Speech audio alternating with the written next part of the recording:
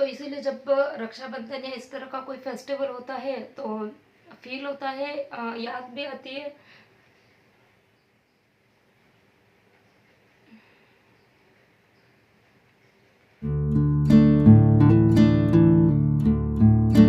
Hello my YouTube family, कैसे हो आप सब? होपफुली सभी अच्छे होंगे, सभी मस्त होंगे, सभी खुश होंगे। और आज का जो थंबनेल है उसको देख के और पढ़ के आपको पता चल गया होगा कि आज का जो वीडियो है वो काफ़ी ज़्यादा खास होने वाला है आप सबके लिए भी, और उससे भी कई गुना ज़्यादा मेरे लिए खास है।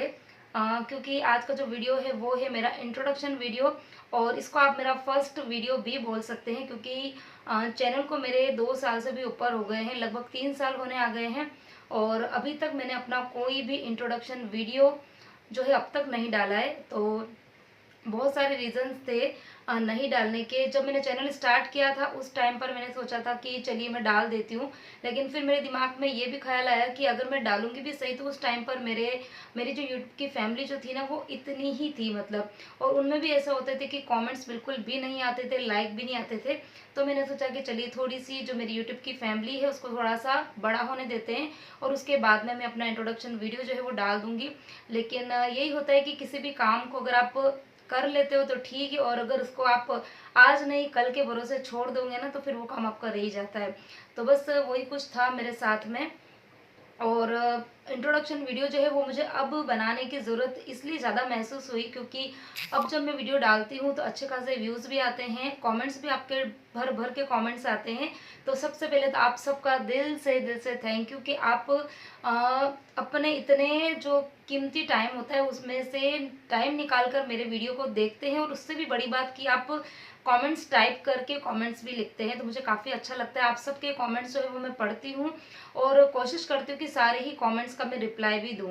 होता क्या है कि कमेंट्स जो है वो आते हैं तो जिस टॉपिक पे मैंने वीडियो बनाया है उससे रिलेटेड कमेंट्स कम आते हैं, और उससे भी ज़्यादा कमेंट्स कई बार मुझे यूट्यूब पर भी आ जाते हैं। और बहुत सारी मेरी जो सब्सक्राइबर है जिन्होंने मुझे मेरे इंस्टाग्राम अकाउंट पर भी फॉलो किया हुआ है, तो वहाँ पर भी वो मुझे मैसेज करती है कि मतलब मेरी पर्सनल लाइफ जो है वो सब लोग जानना चाहते हैं कि आपकी फैमिली में कौन कौन है, आपकी एजुकेशन जो है वो क्या है। और सबसे जो अभी लेटेस्ट का अगर मैं एग्जांपल दूँ तो जैसे कि अभी रक्षाबंधन गई थी ना, तो उस टाइम पर भी मेरे पास में कमेंट आया था कि आप रक्षाबंधन पर अपने मायके नहीं गई, क्योंकि रक्षाबंधन पर सभी लड़कियां अपने मायके जाती है तो आप क्यों नहीं गई।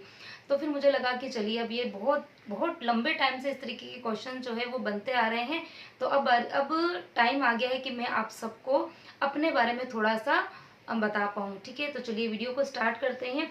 इस डायरी के अंदर मैंने बहुत सारे जो क्वेश्चंस कई टाइम से मेरे पास में जो आ रहे थे तो वो मैंने इस डायरी के अंदर पहले भी लिखे थे, क्योंकि मुझे बहुत टाइम पहले वीडियो बनाना था लेकिन नहीं बना पाई थी। तो सारी की सारी जो चीज़ें हैं मैंने इसके अंदर लिख दी है। ठीक है, तो जो चैनल का नाम है उसी के अंदर मेरा नाम छुपा हुआ है, इंडियन ब्लॉगर श्रद्धा। हाँ जी, जो श्रद्धा है वो मेरा ही नाम है, और उसके बाद में लिखा है श्रद्धा विद ट्विंस। जो ट्विंस है वो है मेरे बच्चे। ठीक है, तो मेरा नाम है श्रद्धा जैन, और बेसिकली मैं राजस्थान से बिलोंग करती हूँ। राजस्थान में डिस्ट्रिक्ट है उदयपुर, शायद आप सब ने उसका नाम सुना होगा। झीलों की नगरी है, काफ़ी बड़ी सिटी है और बहुत फेमस भी है। तो वहीं पर ही मेरी एजुकेशन वहीं पर हुई है, मतलब समझ लीजिए कि छोटे से बड़े हम लोग उदयपुर में ही हुए हैं। बर्थ वहाँ का नहीं है, आसपास जो मतलब ननिहाल में मेरा बर्थ हुआ था, लेकिन उसके बाद से शुरू से ही हम लोग उदयपुर में ही रहे हैं, शुरू से ही। तो आप समझ लीजिए कि प्रॉपर उदयपुर से ही बिलोंग करती हूँ। और उसके बाद में सबसे पहले मैं ससुराल की जो मेरी फैमिली है उसकी बात कर लेते हैं। तो मेरी जो ससुराल है उसके अंदर टोटल 2 मेरे जेठ हैं और 3 मेरी ननंद है। तो जो जेठ है वो मेरे उदयपुर में ही रहते हैं, और जो मेरी ननंद है, 3 ननंद है, तो उनमें से 2 राजस्थान में रहती है और एक अहमदाबाद में रहती है। और उसके बाद में जो मेरे हस्बैंड है हम लोग यहाँ पर रहते हैं। तो जो मेरे हस्बैंड है उनका नाम है विपिन जैन, और उनका बिजनेस है। और उसके बारे में भी कई बार क्वेश्चन आता है कि आपके हस्बैंड की किसकी शॉप है, क्योंकि मैं कई बार वीडियोस में बोलती हूँ ना कि मेरे हस्बैंड को शॉप पे जाना है इसलिए मुझे जल्दी जल्दी खाना बनाना पड़ेगा। तो ये क्वेश्चन भी बनता है कि आपके हस्बैंड की किसकी शॉप है। तो मैंने बहुत टाइम पहले जो हमारी शॉप है उसका मैंने एक टूर करा था, लेकिन ये कि काफ़ी पुराना हो गया वो वीडियो, तो जो नए लोग हैं वो नहीं देख पाते। तो मेरे हस्बैंड की फॉर्म एंड फर्निशिंग की शॉप है, जहाँ पर ये जो मैट्रेसेस हैं, पीलो हैं, इसके अलावा कर्टेंस है, वॉलपेपर हैं, सोफ़ा है, मतलब जितना भी फर्निशिंग का जो आइटम होता है वो सब चीज़ें इनकी शॉप पर मिलती है। और जो बेडशीट्स वगैरह होती है ये सारी हमारी शॉप से ही आती है, ठीक है। तो अगर आज आप मेरा वीडियो देखेंगे पूरा बिना स्किप किए हुए, तो हो सकता है आपके जितने भी क्वेश्चंस आपके मन में बनते हैं, या फिर क्योंकि ना हर बंदे का अलग अलग क्वेश्चन का आंसर देना पॉसिबल नहीं हो पाता है, क्योंकि बार बार वो के वही क्वेश्चन रिपीट होते हैं ना कि आप कहाँ से हो, आप कहाँ से हो, आपके हस्बैंड की शॉप किसकी है। तो सबको मैं अलग अलग नहीं दे पाऊंगी, तो इसके लिए आप प्लीज़ आज का जो वीडियो है उसको बिना स्किप किए हुए पूरा देख लेना। तो ये हो गई हस्बैंड का जो बिज़नेस है वो किस चीज़ का है। और उसके बाद में मेरे 2 बच्चे हैं, और एक का नाम है विहान जैन, बेटे का नाम विहान जैन है और बेटी का नाम विहाना जैन है। तो नाम से भी पता चल रहा है कि दोनों मेरे ट्विंस हैं। तो ये भी क्वेश्चन बनता है कि आपके बच्चे, क्योंकि जो चैनल का नाम है ना Indian blogger Shraddha with twins, वो मैंने मेरा और मेरे बच्चों दोनों का मिला के और फिर मैंने चैनल का जो है वो नाम रखा था। बहुत सोच के, बहुत बहुत बहुत ज़्यादा सोच के फिर मैंने अपने चैनल का नाम जो है वो खुद से ही बनाया था। और ट्विंस बच्चे हैं, और जब क्वेश्चन आता है तो मैं आंसर देती हूँ कि ट्विंस बच्चे हैं, तो बड़े कंफ्यूज हो जाते हैं सब लोग कि आपके बच्चे ट्विंस हैं।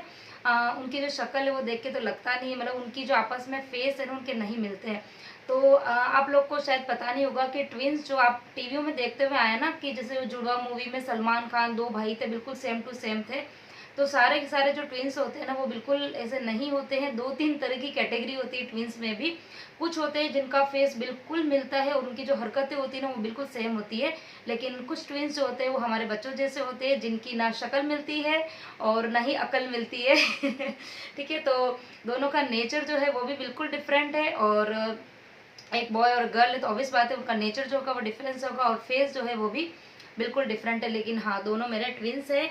और 12 इयर्स उनका भी रनिंग है। अभी नवंबर में उनका 12 जो है वो कंप्लीट हो जाएगा, और 13, माय गॉड कितने बड़े हो गए मेरे बच्चे।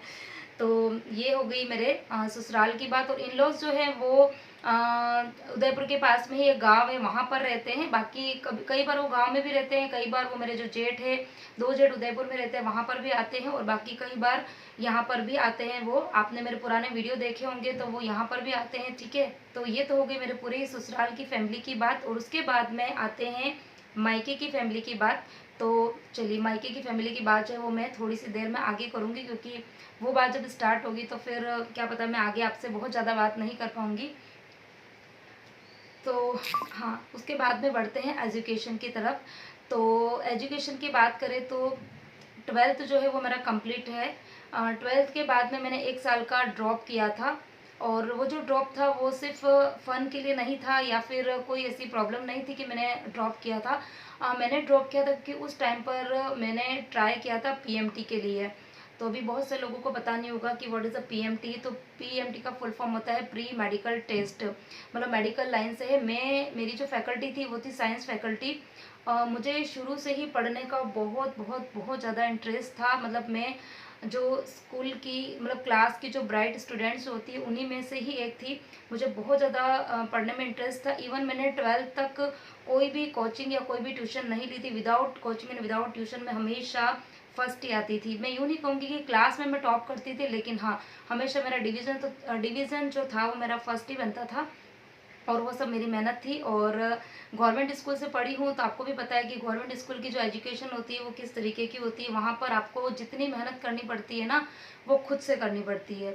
तो यही सब चीज़ थी। और उसके बाद में जब 11th और 12th में मैंने साइंस पढ़ी, तो उस टाइम पे बस मेरा एक ही फोकस था कि मुझे बनना है डॉक्टर।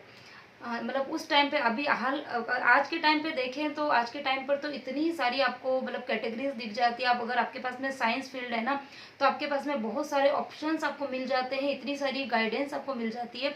लेकिन उस टाइम पे, मतलब मेरी 12th कंप्लीट हुई थी 2003 में।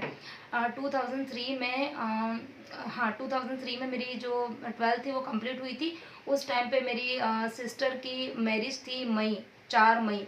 4 मई को मेरी जो बड़ी सिस्टर है उनकी उसकी मैरिज थी। तो उसी दिन जो है मेरा 12th का रिजल्ट आया था। और उस दिन मैं इतनी खुश हुई थी कि जब न्यूज़पेपर में, पहले तो ये लैपटॉप और इसके ऊपर अपना कंप्यूटर पे नहीं आता था। पहले तो न्यूज़पेपर जो होता था उसके ऊपर बाकायदा पूरी प्रिंटिंग आती थी, सबके रोल नंबर आते थे। और सब लोग जैसे ना शादी के लिए निकल रहे थे, और उस टाइम पे मम्मी पापा सब लोग भूल गए थे कि इसका रिजल्ट भी आने वाला है। और मुझे पता था कि मेरा रिजल्ट आने वाला है, और सब लोग मुझे बुला रहे थे कि श्रद्धा आजा, श्रद्धा आजा। और मैं, जो मेरा घर है वहीं पर खड़ी थी, क्योंकि शादी जो थी ना वो हॉल में थी, तो सब लोग वहाँ पर जा रहे थे। और मैं खड़ी थी, मैं इंतज़ार कर रही थी कि कब न्यूज़ वाले जो पेपर वाले भैया पेपर जो है वो देंगे। तो बस जैसे ही पेपर आया और फिर मैंने फटाफट देखा, तो फर्स्ट डिवीज़न में पास हो गई थी और मैं इतनी खुश हुई। और फिर मैंने सिस्टर की शादी में बहुत डांस किया था और फिर मैंने सबको खुशखबरी दी कि हाँ जी मैं पास हो गई हूँ और वो भी फर्स्ट डिवीज़न। तो ये सब था मेरे साथ में। और उसके बाद में दिमाग में ये था कि डॉक्टर बनना है बस। उस टाइम पे और कोई चीज़ पता ही नहीं चलती थी। अगर किसने साइंस ली है तो इसका मतलब उसको डॉक्टर ही बनना है। तो उसी कोशिश में मैंने 1 साल जो है वो ड्रॉप किया था। और ये था कि मैंने गवर्नमेंट स्कूल से अपनी स्टडी जो है वो कंप्लीट करी थी ना, तो उससे क्या था कि मेरा जो बेस था वो इतना क्लियर नहीं था। मतलब मैंने पढ़ाई करी थी, सेल्फ स्टडी करी थी, काफ़ी अच्छे मार्क्स से मैं पास भी होती थी। लेकिन ये था कि एक जो बेस क्लियर होना चाहिए, जो एक इंग्लिश मीडियम स्कूल के जो बच्चे होते थे ना, उनका जो बेस क्लियर होता है ना, उस तरीके का जो प्राइवेट स्कूल के बच्चों का, वैसा गवर्नमेंट स्कूल के बच्चों का उस टाइम पर, आज के टाइम का मुझे नहीं पता, लेकिन उस टाइम पर ऐसा था कि बिल्कुल भी बेस क्लियर नहीं होता था। पढ़ते थे, समझते थे, चीज़ों को सब करते थे, लेकिन उस लेवल की स्टडी हम लोग नहीं कर पाते थे जो इंग्लिश मीडियम सीबीएसई वाले जो बच्चे करते थे ना, वैसी पढ़ाई हम लोग नहीं कर पाते थे। तो मैंने ट्राई करा था पूरा साल। मैंने उस टाइम पर मतलब 12th के बाद में मैंने फर्स्ट टाइम कोचिंग जो है वो ज्वाइन करी थी। और कोचिंग करी तो थी मैंने ज्वाइन, लेकिन ये था कि मेरा बेस क्लियर नहीं था, तो एक बार में सिलेक्शन जो है वो होना पॉसिबल नहीं होता है। और उस टाइम पे राजस्थान में चलती थी आरपीएमटी और सेंट्रल लेवल पर चलती थी सीपीएमटी। तो मैंने दोनों ही एग्जाम जो है उसका फॉर्म भरा था, आरपीएमटी का भी भरा था और सीपीएमटी का भी भरा था। आरपीएमटी मतलब राजस्थान प्री मेडिकल कोर्स और सीपीएमटी मतलब सेंट्रल प्री मेडिकल कोर्स। आजकल तो ये सब चीज़ें बंद हो गई है। आरपीएमटी सीपीएमटी मतलब स्टेट और सेंट्रल दोनों ही गवर्नमेंट ने मिलाकर नीट का एग्ज़ाम जो है वो कॉमन एग्ज़ाम होता है, जो काफ़ी ज़्यादा टफ एग्ज़ाम होता है। अगर आपके भी बच्चों या आपके भी किसी फैमिली में कोई इस तरह का एग्ज़ाम दे रहा होगा तो आपको पता होगा कि काफ़ी ज़्यादा टफेस्ट एग्ज़ाम में से एक एग्ज़ाम होता है नीट का एग्ज़ाम। तो उस टाइम पर फिर मैंने भी दिया था, लेकिन ये कि बेस क्लियर नहीं होने की वजह से एक बार में मेरा सिलेक्शन नहीं हुआ। और उसके बाद में मेरा मन था कि चलो मैं एक बार फिर से ट्राई करती हूँ। और मैं कोशिश भी कर रही थी। मैंने शायद 2 महीना अपनी पढ़ाई कंटिन्यू करी। लेकिन उस टाइम पे पापा के कोई फ्रेंड थे, शायद पापा ने उनसे सजेशन लिया था, जिसके बारे में मुझे कुछ भी पता नहीं था। मतलब मैं बिल्कुल अननोन थी, मुझे भी नहीं पता था, मेरी मम्मी को भी नहीं पता था, घर में किसी को भी पता नहीं था। तो पापा के फ्रेंड ने शायद उनको सजेशन दिया था कि इसको डॉक्टर की जगह आप के काम कर सकते हो, नर्सिंग का कोर्स करा सकते हो। तो पापा ने खुद से ही फॉर्म जो है वो मंगा दिया था, खुद से ही उन्होंने फॉर्म जो है वो फिल कर दिया था, साइन भी शायद उन्होंने कर दिए होंगे और फिर वो फॉर्म जो था उन्होंने आगे भेज दिया। और कुछ टाइम बाद में जो एक काउंसलिंग का लेटर आता है जयपुर से, तो वहाँ से लेटर आया था। और वो लेटर जब घर पर आया था, पहले पोस्टमैन वगैरह ये इसी तरीके के मोबाइल तो होते नहीं थे, तो पोस्टमैन लेटर देने के लिए आया और मैं अपने घर का जो आंगन है वहीं पर खड़ी थी और मेरे ही हाथ में वो लेटर आया। और जब उस पोस्टमैन ने बोला कि श्रद्धा जैन, तो मैं इतनी ज़्यादा शॉक हो गई थी उस टाइम पे, क्योंकि उस टाइम पे मतलब मैं सिर्फ घर के अंदर रहने वाली लड़की थी, सिर्फ पढ़ने वाली, मुझे बाहर की दुनिया से कोई लेना देना नहीं था। मुझे मेरा घर, मेरी पढ़ाई, मेरा स्कूल, बस इसके अलावा और ना फ्रेंड्स बनाना इतना ज़्यादा पसंद था मुझे और ना इतनी ज़्यादा मैं बात करती थी। मतलब एक आप कह सकते हैं पढ़ाकू टाइप की लड़की होती है ना, मैं उसी तरीके की थी। तो मैंने सोचा भाई मेरे नाम का क्या आ गया है। फिर लेटर आया, ओपन किया तो उसके अंदर ये सब चीज़ें देखी। तब तक मुझे पता ही नहीं था कि नर्सिंग होता क्या है। तो फिर उसके बाद में पापा आए शाम को और फिर उनसे पूछा, तो फिर पापा ने सारी चीज़ें जो है मुझे बताई। तो कुछ पल के लिए तो मुझे थोड़ी सी खुशी महसूस हुई, मुझे लगा कि चलो कुछ अच्छा ही होने वाला है यूँ।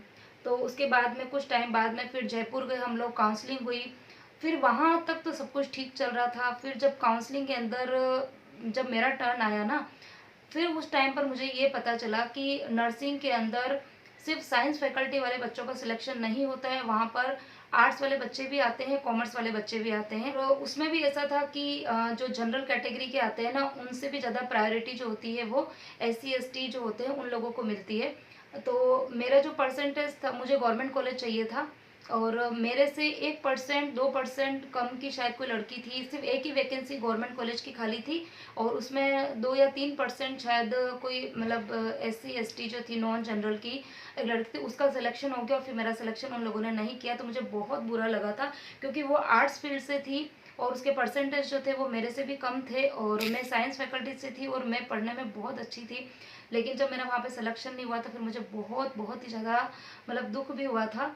लेकिन फिर ठीक है, पापा के साथ में मैं अगेन उदयपुर आ गई थी, और फिर वहाँ पर कॉलेज पूछा जाता है कि आपको कौन सा कॉलेज चाहिए, तो मुझे मेरे घर के बिल्कुल पीछे वाली गली में ही नर्सिंग कॉलेज था। तो हाँ, अब मैं एक चीज़ और बता देती हूँ आपको कि जब मैंने 1 साल ड्रॉप किया, 1 साल ड्रॉप के बाद में फिर नेक्स्ट ईयर मैंने जीएनएम का कोर्स किया था, जनरल नर्सिंग मिडवाइफरी। तो ये जो हॉस्पिटल के अंदर जो नर्स होती है, तो मैंने सेकंड ग्रेड नर्स का पूरा ही कोर्स वो किया हुआ है। 3.5 ईयर का कोर्स होता है ये। तो ये मैंने किया था, और फिर उसके लिए जो मुझे कॉलेज मिला था वो मेरे को बिल्कुल अपना जो घर था, घर के पीछे ही कॉलेज था। तो सब चीज़ें जो थी वो मुझे कन्वीनियंट मिलती गई। तो फिर बस कॉलेज के अंदर एडमिशन करा दिया, और उसके बाद में मैं कॉलेज जाना स्टार्ट किया। लेकिन कहते हैं कि आपके माइंड में कुछ चीज़ सेट होती है, मतलब मुझे जैसे कि डॉक्टर बनना था, और नर्स के बारे में मुझे बहुत ज़्यादा पता था नहीं, क्योंकि पहले के टाइम पे ऐसा होता था ना कि इतना हॉस्पिटल वगैरह जाते थे नहीं। कुछ भी बीमार होते थे तो नीचे मेडिकल से आप दवाई वगैरह लेकर आ जाओ, छोटे मोटे डॉक्टर को बता दो और आपका काम हो जाता था। तो ज़्यादा मुझे कुछ डिटेल में पता था नहीं। तो जब मैंने कॉलेज स्टार्ट किया तो फिर 5-6 दिन मैं कॉलेज में गई, लेकिन उसके बाद में मेरा बिल्कुल भी कॉलेज के अंदर मन नहीं लगा। मतलब ये एक आपका माइंड सेट होता है कि आपको बनना क्या है, और फिर आप किसी अलग ही फील्ड में चले जाते हो ना, तो फिर आप वो चीज़ करते तो हो कंटिन्यू, लेकिन फिर भी आपका उतना ज़्यादा मन उसमें लगता नहीं है। तो फिर भी मैंने 3.5 ईयर का जो कोर्स था वो पूरा कंप्लीट किया, और पूरे ही साल मेरे काफ़ी अच्छे मतलब परसेंटेज जो है वो बनते थे। 85 से अबव हमेशा मेरे परसेंटेज बनते थे, हर चीज़ सब कुछ अच्छी अच्छी होती थी। और कॉलेज में भी अच्छी एक ब्राइट स्टूडेंट में ही एक आती थी, ऐसे समझ लीजिए आप। तो सब कुछ अच्छा था। उसके बाद में मेरी नर्सिंग जो है वो कंप्लीट हो गई। कंप्लीट होने के बाद में फिर बारी आती है जॉब करने की। तो शायद मैंने 6 महीना या 8 महीना ही कुछ जॉब करी थी, और उसके बाद में हो गई थी मेरी शादी। तो 2009 में मेरी शादी हुई थी, और शादी होने के बाद तुरंत बाद में आप समझ लीजिए कि मैं अपने हस्बैंड के साथ में आ गई थी मुंबई, क्योंकि यहाँ पर ये अकेले रहते थे, और फिर इनके खाने वगैरह इन सब की प्रॉब्लम होती थी। तो फिर मैं इनके साथ में ही शादी के 15 दिन बाद में ही यहाँ पर आ गई थी मुंबई। और जब यहाँ पर आए थे तो सब कुछ नया था, कोई यहाँ पर था नहीं, अकेले थे, किसको जानते नहीं थे यहाँ पर, तो सेट होने में भी थोड़ा सा टाइम लग गया था। और जब शादी करके आई तो मुझे पता है कि 6 महीने तक जैसे मैं ना थोड़ी बीमार ही रहती थी, मतलब कभी नोज़िया हो रहा है, कभी मुझे लूज़ मोशन हो रहा है, क्योंकि यहाँ का जो पानी था वो मुझे सूट ही नहीं हो रहा था। तो मुझे लगता है शायद 6 से 7 महीने मैं बीमार बीमार कंटिन्यूस इसी तरीके का मतलब चलता रहा। और फिर उसके बाद में मैं थोड़ी सी सेट हुई, और शादी के 1.5 साल बाद में फिर यही कि कंसीव कर लिया था।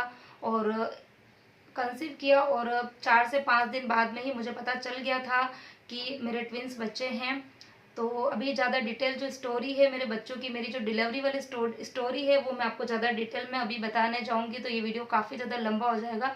क्योंकि जो कंसीव करना और जो पूरी 9 मंथ की स्टोरी है वो भी काफ़ी ज़्यादा हेक्टिक थी मेरे लिए। कंसीव कर लिया, और उसके बाद में 9 महीने के बाद में फिर ये दोनों बच्चे आ गए। और जब एक बार आप मदर बन जाते हो ना, तो आपकी जो थिंकिंग होती है वो बिल्कुल चेंज हो जाती है। मतलब आपका पूरा 360 डिग्री पर आप समझ लीजिए कि आपकी लाइफ जो होती है ना वो घूम जाती है, वो सब कुछ चेंज हो जाता है। आपकी जो सोच है वो भी बदल जाती है, आपके ऊपर रिस्पॉन्सिबिलिटी जो होती है वो भी मतलब ज़्यादा हो जाती है। और मेरे तो वैसे भी ट्विंस थे, आप समझ लीजिए कि एक बच्चे को पालने में इतनी तकलीफ होती है, इतनी ज़्यादा प्रॉब्लम्स आती है। तो और मैं यहाँ पर न्यूक्लियर फैमिली में ही रहती हूँ, मैं और मेरे हस्बैंड ही थे।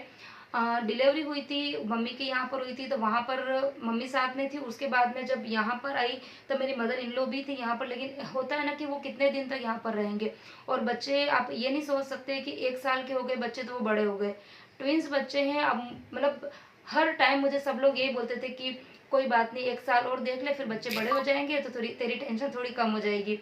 तो मुझे लगता था हो सकता है कम हो जाएगी, लेकिन जैसे जैसे बच्चे बड़े होने लग गए थे मेरी टेंशन और बढ़ने लग गई थी। तो मुझे लगता है कि बच्चे जब तक 8 साल के नहीं हुए तब तक मैं मतलब घर से बाहर भी नहीं निकल पाती थी, और बच्चे जब तक 5 साल के थे ना तब तक मुझे ऐसा लगता है कि शायद 3 या 4 दिन तक मैं अपने बाल भी कॉम्ब नहीं करती थी। मतलब बहुत हेक्टिक वाला शेड्यूल था, बता भी नहीं सकते हैं उस तरीके का शेड्यूल होता था। तो ऐसे में आप ना आपके करियर पर ध्यान दे पाते हो, ना आप अपने खुद पर ध्यान दे पाते हो। मतलब उस टाइम पे ऐसा है कि बस आपकी जो लाइफ है वो बस चल रही है, कब दिन हो रही है, कब सुबह हो रही है, कब रात हो रही है, आपको कुछ भी पता नहीं होता है। तो यही सब कुछ था। तो इसके अंदर ये था कि फिर शादी के बाद में मैं जॉब जो है वो भी नहीं कर पाई थी। और उसके बाद में बस मेरा फ़ोकस ये था कि मुझे अपने बच्चों पर ध्यान देना है, क्योंकि कोई अगर साथ में होता है तो ठीक है, अगर आप अकेले होते हो तो फिर आपके अच्छा इनके भी शॉप है, हस्बैंड की भी शॉप है, तो वो भी सुबह 10 से रात को 10 बजे तक शॉप पे रहते हैं, तो कोई ऑप्शन नहीं होता है कि आपके बच्चे किसके पास रहेंगे।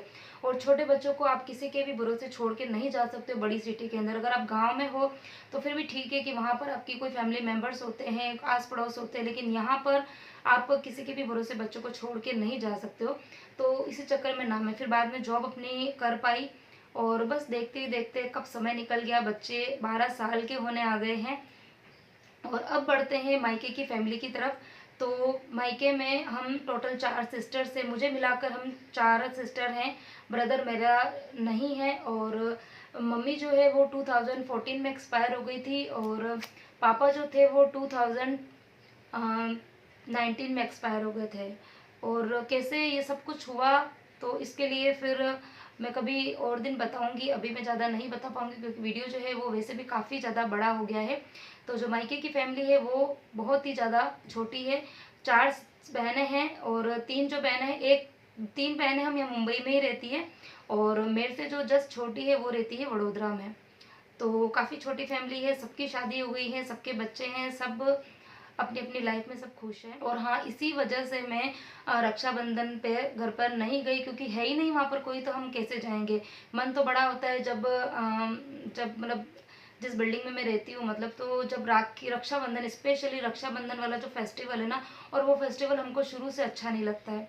शुरू से रक्षाबंधन वाला फेस्टिवल जो है, क्योंकि भाई शुरू से था नहीं, मतलब कजिन्स हैं लेकिन जो रियल ब्रदर है वो नहीं है। तो मतलब ऐसा होता था कि रक्षाबंधन आता था ना, तो उसके 2 दिन पहले से ही हम सबके मूड जो है वो खराब हो जाते थे। और हमारे चक्कर में हमारी मम्मी जो थी ना, वो भी कई बार मतलब हमारे ननियाल नहीं जाती थी, क्योंकि उनको ऐसा लगता था कि मैं मेरी बेटियों को इस तरह से घर पे अकेला छोड़कर खुद राखी बांधने कैसे जाऊँ। तो बहुत सोचती थी मम्मी भी। और मतलब सब कुछ इतना जल्दी जल्दी हो गया, मतलब मम्मी जो थी वो भी सडन चली गई, पापा, और फिर मम्मी के जाने के बाद में पापा एकदम अकेले हो गए थे। तो कहते हैं ना कि हस्बैंड वाइफ जो होते हैं वो एक गाड़ी के पहिए 2 पहिए के बराबर होते हैं, और अगर गाड़ी का एक पहिया यदि नहीं है या ख़राब है तो फिर आपकी गाड़ी नहीं चल पाएगी। तो वही वाली स्थिति होती है। मम्मी के जाने के बाद में फिर पापा जो थे वो वीक होने लग गए थे, और फिर 2019 में वो भी एक्सपायर हो गए। तो ये सब कुछ था। तो अभी रक्षाबंधन पे फील होता है। तो इसीलिए जब रक्षाबंधन या इस तरह का कोई फेस्टिवल होता है तो फील होता है, याद भी आती है।